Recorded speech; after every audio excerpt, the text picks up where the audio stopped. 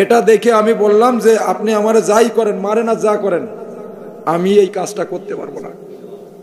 পরে আমি ওখান থেকে চলে আসলাম। জীবদ্দশায় কথাগুলো বলতে পারি না, বাস্তবে বলতেছি। আল্লাহ 50টা বছর কোরআনের খেদমত করছে উনি। তা খুলনার বুকে ওনাকে ঠাঁই দেওয়া হলো না। আজকে সকালবেলা আমাকে ফোন দিয়েছে সাইদখালী থেকে যে ভাই, আমি একজন হিন্দু মানুষ। যখন ওনার রিমান্ড দেওয়া হয় আমাকে কিছু প্রশ্নের জন্য ওখানে নিয়ে যাচ্ছিল, আমাকে কিছু প্রশ্নের জন্য। তখন আমি বললাম যে দেখলাম যে উনি বলল যে 2 রাকাত নামাজ আমি আদায় করব। আমাকে রিমান্ড দেওয়ার আগে আমি একটু 2 রাকাত নফল নামাজ আদায় করতে চাই, আমার রবের সাথে কথা বলতে চাই। আমাদের কোরআনের পাখি আল্লামা দেরওয়ার হোসেন সাইদি রাহিমাহুল্লাহ উনি বলছেন, তখন সিজদায় যে লং টাইম নিয়ে সিজদায় যাচ্ছে, উনি কি জন্য মনে মনে পড়তেছেন, বলতেছেন কার সাথে কথা বলতেছেন। এখন হিন্দু মানুষ তো এত কিছু বোঝে না। উনি বলছে আমি দেখলাম যে কার সাথে কথা বলতেছে, নিচু হয়ে জমিনে যে মাথা ঠেকাই দিয়ে কার সাথে কথা বলতেছে, চোখের পানি ছেড়ে দিয়ে। তখন এটা করার পরে কিছু সময় পরে আমি ভিতরে যাই, দেখলাম যে উনি হাত পা চতুর্দিকে এরকম টান টান হয়ে শুয়ে আছে, বেহুশ হয়ে আছে। আর মানুষটা তো 5 ফিট 11 ইঞ্চি মানুষ, ওই সময় উনি মানুষ হয়ে গেছে প্রায় 14 ফিটের মতো। এবং ওনাকে যে লাইট দেওয়া হয়েছে মনে হচ্ছে ওনার ওই লাইট থেকে ওনার চেহারার উজ্জ্বলতা আরো বেশি। এটা দেখে আমি বললাম যে আপনি আমারে যাই করেন, মারেন আর যা করেন, আমি এই কাজটা করতে পারবো না। পরে আমি ওখান থেকে চলে আসলাম। জীবদ্দশায় কথাগুলো বলতে পারি না, বাস্তবে বলতেছি। আল্লাহর ওলির কথা, আল্লাহর ওলিরা দুনিয়া আসছিলেন জমিনটাকে চাষাবাদ করার জন্য, নাস্তিকদেরকে জমিন থেকে ধুলাই করার জন্য। আর সেই জামানায় আবু জাহেল পাশ করেছিল, وقال الذين كفروا لا تسمعوا لهذا القرآن والغوا فيه لعلكم تغلبون। আল্লাহু আকবার। এই পৃথিবীতে আবু জাহেল পাশ করেছিল সুদ চলবে, ঘুষ চলবে, জেনা চলবে, ব্যভিচার চলবে, মদ চলবে, জুয়া চলবে, বেলি ডান্স চলবে, কিন্তু লা তাসমাউ লিহাদাল কুরআন, এই কোরআন চলতে দেওয়া যাবে না, কোরআন শুনতে দেওয়া যাবে না। আজকে কোরআনের মাহফিলগুলো যারাই বন্ধ করেছে বা করার চেষ্টা করে, সেই জামানায় কোরআনের হক কথা বললে আবু জাহেল এসে বাধা সৃষ্টি করতে সাঙ্গপাঙ্গ নিয়ে। আর এই জামানায় যারাই বাধা সৃষ্টি করে বুঝতে হবে ওই সমস্ত আবু জাহেলের রক্ত এদের শরীরে প্রজ্ঞাপন, কথা বলে ঠিক কিনা? এই সমস্ত আবু জাহেলের কাছে মুমিন কখনো মাথা নত করতে পারে না, পারে না, পারে না। এই মতের পক্ষে রাজি আছি কারা কারা? 2 হাত তুলে আল্লাহকে দেখায়।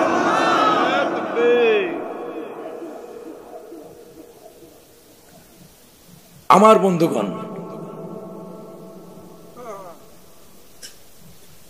আজকে উনি একজন পীর সাহেব হুজুর, উনার গলায় ফু দিছিলেন, মাথায় ফু দিছিলেন, ফুরফুরার পীর সাহেব হুজুর। শুধু উনার না, আজকে আপনি যে পুলিশকারী মহিবুল্লাহকে দেখতেছেন, আপনারা পীর মুরিদির ঘোর বিরোধিতা করতে পারেন, আমি কিন্তু করি না। কেন করি না জানেন? এই জমিনটাকে চাষাবাদ করছে শাহজালালের পুণ্যভূমি, এটা শাহ মখদুমের পুণ্যভূমি, এটা খানজাহান আলী রহমতুল্লাহ আলাইহি বাগের একটা জমিনটাকে চাষাবাদ করছে। একদিকে বাতিলের বিরুদ্ধে জিহাদ করছে, আর একদিকে বড় বড় পুকুর খনন করছে, মসজিদ নির্মাণ করে মানুষের পানির সমস্যার সমাধান করছে। সুবহানাল্লাহ পড়ে। এরকম অসংখ্য পীর আউলিয়া এই জমিনটাকে চাষাবাদ করছে। যদি পীর আউলিয়াদের তাদের কথা যদি আপনারা অস্বীকার করেন তাহলে হবে না। কারণ এই কণ্ঠে ফু দিয়েছিলেন আল্লামা জোনায়েদ বাবনগরী হুজুর। আমারে বলছে বাবা একই মাহফিলে আইছি, হা করো তো। বলছে ঠিক আছে। আমি বললাম হুজুর একটু দোয়া করে দেন। তখন একটু ফু দিলেন, আমার পুরো শরীরটা ঠান্ডা হয়ে গেল। এই মুখে ফু দিয়েছেন আফজাল কাইমুরি দেওবন্দি ভারতের হুজুর। এই মুখে ফু দিয়েছেন, এই কণ্ঠে ফু দিয়েছেন। মুরাদনগর মাহফিল করছিলাম আজ থেকে আরো 10 বছর আগে, Pandugarh Muradnagar Comilla. Global university vice chancellor doctor Sayed Sakkar Jamal আর হুসাইনার রেফাই সাহেব এই কণ্ঠে ফু দিয়েছেন। মনে হলো হাত পা কাঁচা মাটির মতো। গ্লোবাল ইউনিভার্সিটি, লেবাননের ভাইস চ্যান্সেলর গ্লোবাল ইউনিভার্সিটি, এই কণ্ঠে ফু দিয়েছেন। এই কণ্ঠে ফু দিয়েছেন সাতক্ষীরার জামাতে ইসলামের নায়েবে আমির মুহাদ্দিস আব্দুল খালেক সাহেব, এবং কোরআন তেলাওয়াত শুনে পুরস্কৃত করলেন। এই কণ্ঠে ফু দিয়েছেন অসংখ্য আল্লাহওয়ালা লোক। তারা দোয়া করছেন, ইউরিদুনা লিইতফু নূরাল্লাহি বিআফওয়াহিহিম ওয়াল্লাহু মুতিম্মু নূরিহি ওয়ালাউ কারিহাল কাফিরুন।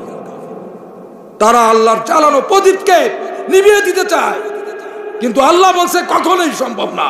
এই প্রদীপকে আমি জ্বালিয়েছি, এর হেফাজতকারী আমি পুলিশ হতে পারি, আমার ব্যাকগ্রাউন্ড সমস্ত জায়গায় মাদ্রাসা সার্টিফিকেট, আমার চাকরি, আমি কোনো কিছুকে একমাত্র আল্লাহ ছাড়া আল্লাহর জমিনে কাউকে ভয় করি না। আমি আজকের যে বিএনপির ভাইরা এখানে একটা মাহফিল করছেন, পারিবারিক মাহফিল, একসময় পালায় পালায় বেড়াইছে, 15টা বছর কষ্ট করছে, আমার খালাতো ভাই একজন, আমি জানি। তা যাই হোক, আল্লাহ সকলকে হেদায়েত দান করুক, ক্ষমা করে দিয়া মহৎ গুণ। ভাই ফ্যান দিয়েন না। আমার বন্ধুগণ, আমি একটা আয়াত তেলাওয়াত করেছি, এই আয়াতটার আলোকে কিছু সময় কথা বলবো আপনাদের। কারণ এই মাহফিলটা হচ্ছে ইমানটাকে নষ্ট করার জন্য না, ইমানকে জাগরিত করার জন্য। আমাদের কি দরকার? ঘুমান্ত ইমান দরকার। ঘুমান্ত ইমান যদি দরকার ছিল, তাহলে তো সাহাবারা ঝাঁকে ঝাঁকে জিহাদের ময়দানে 313 জন নিয়ে এরকম হাজার হাজার 1000-এর বিরুদ্ধে লড়াই করতেন না। তারা কি ভয় পাইছেন? মুমিন চলতে হবে ইমান দিয়ে। আমাদের ইমানটা কেমন লাগবে? মজবুত ইমান। কেমন ইমান? মজবুত ইমান। আলহামদুলিল্লাহ।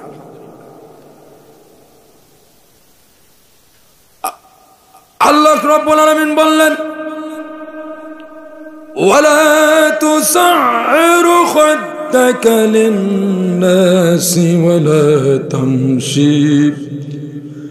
ওয়ালা তামশি ফিল আরদি মারহান ইন্নাল্লাহা লা ইউহিব্বু কুল্লা মুখতালিন ফখুর।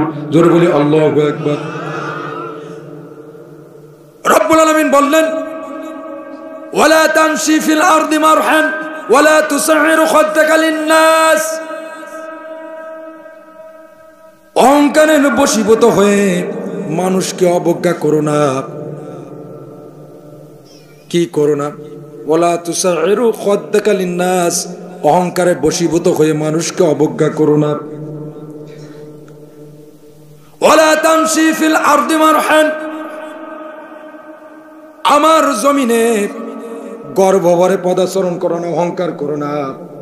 আল্লাহ পাক রব্বুল আলামিন পরিষ্কার ভাবে জানিয়ে দিচ্ছেন, ইন্নাল্লাহা লা ইউহিব্বু কুল্লা মুখতালিন ফখুর। জোরে বলি আল্লাহু আকবার। রব্বুল আলামিন পরিষ্কার ভাবে বলে দিচ্ছেন, নিশ্চয়ই আমি কোনো দাম্ভিক, কোনো অহংকারীকে ভালোবাসি না। আমার বন্ধুগণ, এই আসমান কার? এই জমিন কার? আমরা কার? এই সমস্ত কিছু কার? তাহলে আল্লাহর এই জমিনে আইন চলবে কার? আল্লাহ। রব্বুল আলামিন পরিষ্কার ভাবে বলে দিচ্ছেন, আমার জমিনে অহংকার করবি, হিংসা করবি, মানুষের উপরে জুলুম করবি, নির্যাতন করবি, চেয়ার নিয়ে অবৈধভাবে ক্ষমতা নিয়ে আজীবন টিকে থাকতে চাবা, কিন্তু আল্লাহ পাক রব্বুল আলামিন পরিষ্কারভাবে বলে দিচ্ছেন, এই দুনিয়াটা এই সমস্ত দাম্ভিক, অহংকারী এবং নাস্তিকদেরকে আমি সামান্য সময়ের জন্য অবকাশ দিয়েছি। যেদিন আমি ঘুড়ির সুতা ধরে টান দেব, সেদিন ঘুড়ি আর আকাশে উঠতে পারবে না। কথা বলেন ঠিক কিনা? খোঁজ পাওয়া যায় না। কথা বলেন ঠিক কিনা? এটা আমাদের বাংলাদেশে নাই, বাইরের দেশে আছে এটা। সে আপনারা বলতে পারেন আমাদের দেশে তো নাই। হ্যাঁ, আমাদের দেশে বেশি। কই, আমি তো দেখি না। আমাদের চরিত্র ফুলের মতো পবিত্র। কথা বলেন ঠিক কিনা? হ্যাঁ, কথাগুলো পবিত্র, তাই না? মাশাআল্লাহ। ডিজিটাল কথা। এই জামানা ডিজিটাল, এর মুনাফিকও ডিজিটাল। এই জামানার শয়তানও ডিজিটাল। এই জামানার যেগুলো নারী আছে তারাও ডিজিটাল। আর আমরা যারা হুজুর আছি আমরাও ডিজিটাল। কথা বলেন ঠিক কিনা? যুবকরাও ডিজিটাল, এই জামানার বাচ্চারাও ডিজিটাল। আজকে সকালে দেখি আমারে বলতেছে লাল পানি খাবো। আমি বলছি লাল পানি খাবি কেন? সকালবেলা এই করতেছিস? বলছে আরে তুমি বুঝবা না, এই লাল পানি খাইতে ভালো লাগে, আমার পোশাক লাল, সমস্ত কিছু লাল, আমি লাল পানি খাবো। এতটুক বাচ্চা। আর ফোনে অলরেডি গেম অটোমেটিক আছে, সেমি অটোমেটিক। আমার বন্ধুগণ, অনেক কষ্ট করে এসেছি, মেসেজগুলো নিতে হবে।